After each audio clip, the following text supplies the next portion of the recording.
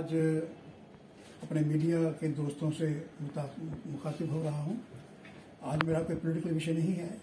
मैं human rights commission जो JNK का था उसमें जज के तौर पर, मेंबर के तौर पर मैंने 3 साल काम किया है और उस दौरान मैंने देखा है कि पुलिस बहुत ज़्यादा अत्याचार, एट्रॉसिटीज़ करती है। गांव के एरिया में तो ज़्यादा ही करती है, लेकिन शहर में भी करती है।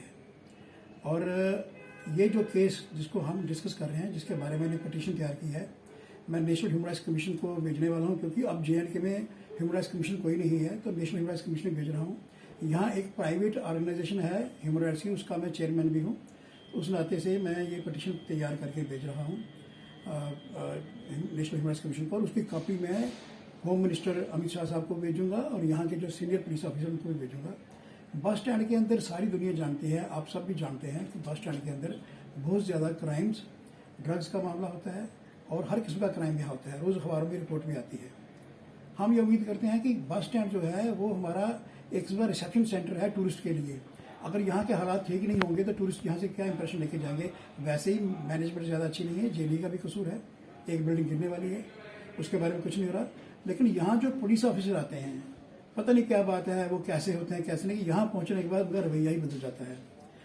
मेरे साथ बैठे हुए हैं संजीव दुबे, मैं उनको 4-5 साल से जानता हूँ। यहाँ जो बवाइन स्मगलिंग होती थी, गाड़ियों पर नाजायज़ और गैर कानूनी शिफ्टिंग होती थी कश्मीर के अंदर, उस मामले में इनको देखा है कि अपने साथियों के साथ ये पहुँच जाते हैं।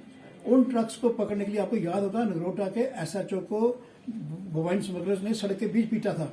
उसके PSO भी भाग गए थे, सब लोग भाग गए थे और उनके खिलाफ कुछ कार्रवाई नहीं, वो गाड़ियों को लेकर श्रीनगर चले गए। तो वो इतने खतरनाक लोग होते हैं और ये छाती आगे खड़े करके ट्रकों के आगे खड़े हो जाते हैं। जो लास्ट केस तालाब किलो में हुआ, वहाँ की पुलिस ने हाथ डालने से गुरेज किया, पीछे हट करके ये खड़े हो गए, फिर पुलिस को भी मजबूर होकर उनको पकड़ना पड़ा। उसके बाद DIG जो उस वक्त थे उन्होंने इनको शाबाश भी दी। इनको मैं देखता हूँ कि ये ड्रग्स के खिलाफ भी बोलते हैं। आज का यूथ ड्रग्स के खिलाफ बोले, ये बड़ा एक सुखद समाचार हो सकता है। ड्रग्स अब्यूजमेंट के खिलाफ, ड्रग्स का जो यहाँ चलन चल पड़ा है उसके खिलाफ बोलते हैं। ड्रग्स से हमारी तबाही हो रही है। ये और इनके बहुत से और साथी, मैं इनके टच में रहता हूँ, ये मेरे तभी दोनों में भी आते हैं। ये हमेशा धार्मिक कामों में और इस तरह के कामों में आते हैं जो समाज कोई बुराई जितने भी उनके खिलाफ बोलते हैं। ये तो ड्रग के मामले में कोई कार्रवाई की होगी, यहाँ शोर मचाया होगा, क्या करें आम आदमी ऑर्गेनाइजेशन, ये तो गवर्नमेंट के नोटिस में लाते हैं। इससे पहले कोई SHO साहब थे, उन्होंने इनको ड्रग्स के ही केस में फंसा दिया और केस तो कोर्ट में फेल होना ही होना है। जब नेशनल ह्यूमन राइट्स कमीशन ने इनका लेटर भेजी, उसके बाद पुलिस वाले चिढ़ गए। उनको ये लगता है कि हमारे खिलाफ कोई नहीं बोलेगा। अब इनके ऊपर एक झूठा इल्ज़ाम लगाया उन्होंने कि आपने टिकट बेचते वक्त ओवर चार्जिंग की है। सरकार ने कौन से रेट फिक्स किए हैं? आप मीडिया के लोग हैं, सब जगह जाते हैं। अगर आप पीक सीजन में कश्मीर की टिकट लेंगे बस के लिए तो उसकी कीमत ज़्यादा होती है, जब सीजन ऑफ होता है कीमत कम होती है। ये वक्त और मौसम के हिसाब से यहाँ बदलता है, कोई चेक नहीं करता है क्या पोजीशन है।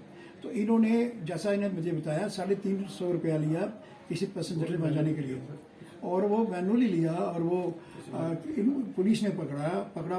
टिकट किसी और से पकड़ी, सवारी कोई और थी, बस किसी और ने भरी, चलो इन्हें पकड़ लिया। चलो मैं समझता हूँ कि इसमें विवेचना जो करनी वो कोर्ट में ही होगी, लेकिन पुलिस ने इनको मारा क्यों? इनका हाथ तोड़ दिया है, MLC बनी हुई है और वो तो ज्यादती थी। इससे ये साबित होता है, ये जो ओवर चार्जिंग का मामला है, मैं ये आपके माध्यम पूछना चाहता हूँ पुलिस वालों को कि आप भी तो ओवर चार्जिंग करते हैं, अपनी तनख्वाह पे गुजारा कर रहे हैं क्या? तनख्वाह के अलावा जो आपकी कमाई होती है वो ओवर चार्जिंग होती है। अब यहाँ ई-रिक्शा वाले आए हुए हैं, क्या रेट ले रहे हैं वो?